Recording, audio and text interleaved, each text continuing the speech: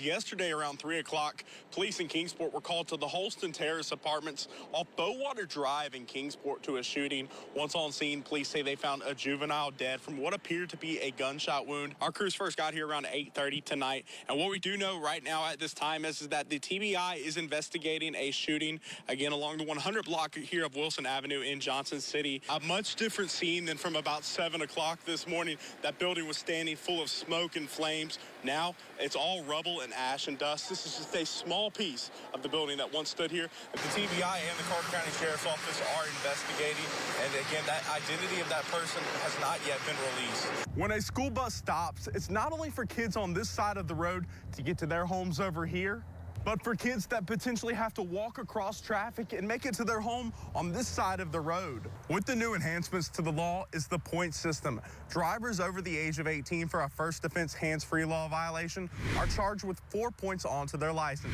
For a third offense or more, they're charged with 5 points or more to their license. And another issue insurance agencies have been seeing don't involve your home, but rather your car, and the potential for cracked windshields. Officials say if you find yourself in a road rage situation, it's important to disengage yourself from the other driver. But if they keep trying to instigate you, drive to a public place, for example, like a police station.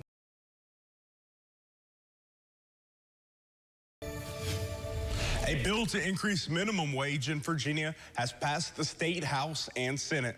All that's left now is the governor's signature to sign it into law. I spoke with one local business owner who says the bill could do more harm than good for the region. Peakstown, can I help you? Carmine Graziano is the longtime owner of Pizza Town in Lebanon, Virginia. He says recent inflation hasn't made being a small business owner easy. We took a different approach to it. So instead of really doing a huge increase to offset the cost of the product, we're trying to keep costs low to get more business.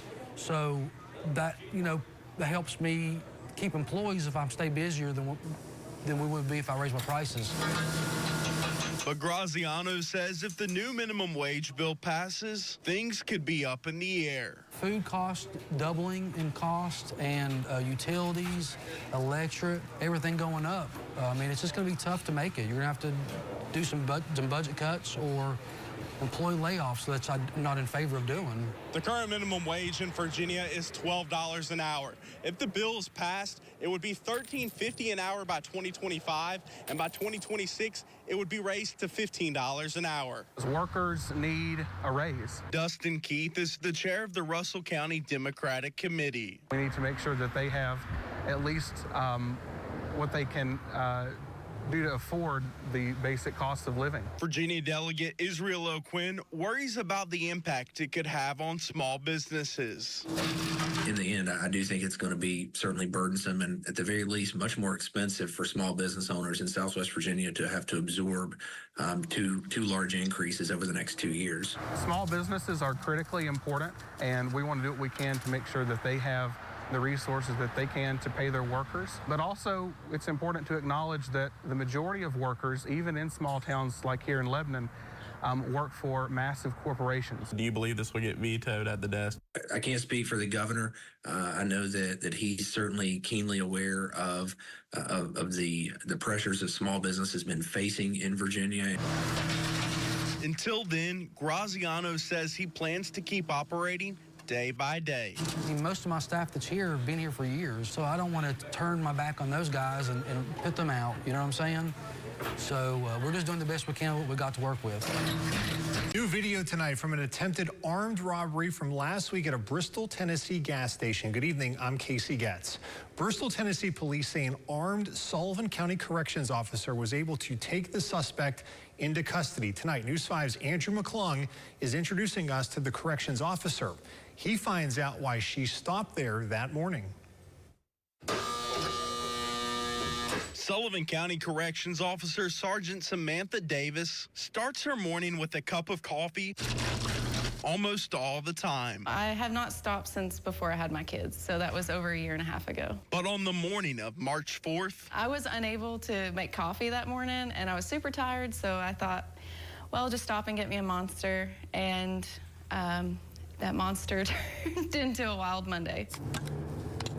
What Sergeant Davis didn't know is that by stopping to get this energy drink, she would come face to face with a man allegedly trying to rob this gas station right here on West State Street. I come around the corner and they were fighting, the clerk and the suspect. And I asked what was going on, and the clerk yelled he was trying to rob me. At that point, I pulled my weapon out and I instructed him to get on the ground and put his hands out and told the clerk to call 911. Sergeant Davis was able to get 28-year-old Brandon Lowe handcuffed before Bristol, Tennessee police arrived and took him into custody. The Sheriff's Department, they have trained us.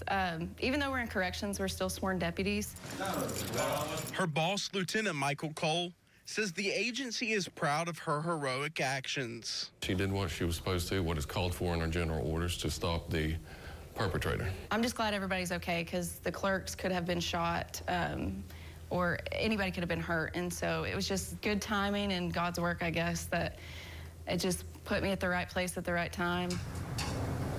In Sullivan County, Andrew McClung, News 5, WCYB.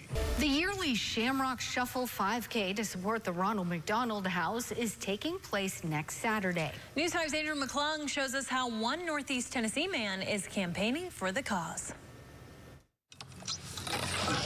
When Jim Whalen is out on the golf course, he's shooting for a low score. But when the calendar turns to March, big numbers, big numbers. Not with his golf game, though. He's driving for a different cause off the course. The Ronald McDonald House. It's a vital institution here in East Tennessee for us, that we have this resource that serves the families that are in need. The high school teacher and coach went from being asked to help to becoming the board president, raising money to help families who have to walk through the front door. Ronald McDonald House is a place where families can stay while their child's receiving treatment, medical treatment in the area. While they're here, we're providing everything without any sort of fee or cost to them. Which is all thanks to donations from the community with big events like the Shamrock Shuffle 5K. I've come up with multiple ways, from shaving my legs to running in a kilt to recently now I've got the Jimmy heads. My buddy Sam that I played golf with, he was the one that made them up to make fun of me. People carrying them around when we had the 5K, and then we got a bright idea. Let's stick these ugly mugs in people's yard, and to get it out of their yard, they got to make a donation, and then they go stick that ugly face in somebody else's yard.